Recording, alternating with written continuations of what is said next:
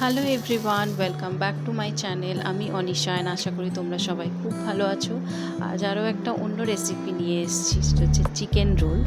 Actually বাড়িতে ফ্রিজের মধ্যে দিলাম কিছুটা বোনলেস চিকেন রয়েছে, আর আগের দিনে দুটো রুটিও থেকে গিয়েছিল, তো তাই ভাবলাম এটা দিয়ে তাহলে একটা হেলদি চিকেন রোল বানাই অ্যান্ড রেসিপিটাও তোমাদের সাথে শেয়ার করি। সো দেখতেই পাচ্ছ চিকেনের সাথে একটু ধনে গুঁড়ো, জিরে গুঁড়ো, নুন, কাশ্মীরি লঙ্কার গুঁড়ো, গোলমরিচ গুঁড়ো আর একটু আদা রসুনের পেস্ট, আর এখানে না আমি সামান্য একটু তন্দুরি মশলা দিয়ে মিক্স করে 30 থেকে 45 মিনিটের জন্য রেখে দিয়েছিলাম।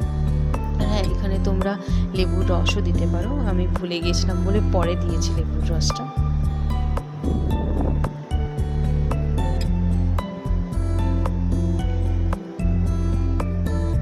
এরপর একটা প্যানের মধ্যে 1 টেবিল স্পুন মতো অয়েল দিয়েছিলাম। অয়েলটা ব্রাশ দিয়ে গ্রিস করে এই ম্যারিনেশন চিকেনটা ফ্রাই হতে দিয়েছিলাম।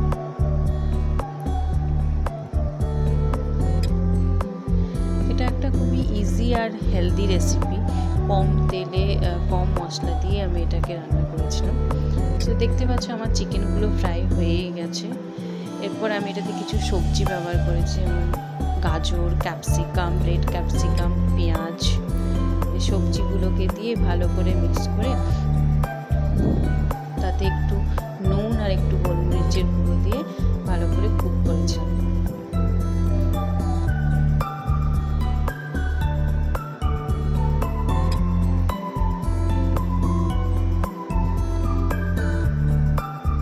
এই রেসিপিটা তোমরা চাইলে যারা যারা ওয়েট লস করছো তারাও ব্যবহার করতে পারো। এটা দেখতে পাচ্ছ আমার চিকেন রোলের স্টাফিংটা রেডি হয়ে গেছে।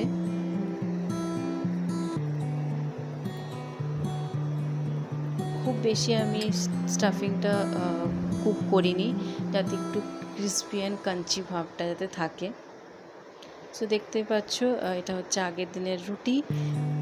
এবার এই রুটিতে ওই স্টাফিংটা দিয়ে তাতে আমি একটু চাট মশলা আর একটু গোলমরিচের গুঁড়ো দিয়েছিলাম।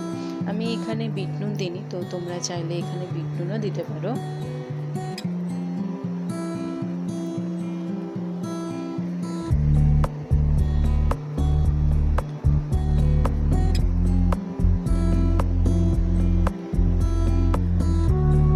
দেখতে পাচ্ছ আমার চিকেন রোল রেডি হয়ে গেছে। এটা খুব টেস্টিও ছিল অ্যান্ড মাউথ ওয়াটারিংও ছিল। তোমরাও কমেন্টস করে আমাকে জানিও যে কারা কারা এইরকমভাবে চিকেন রোল বানিয়ে খেয়েছো। যারা যারা আমার ভিডিওটা দেখছো তারা অবশ্যই আমার চ্যানেলটাকে সাবস্ক্রাইব করো।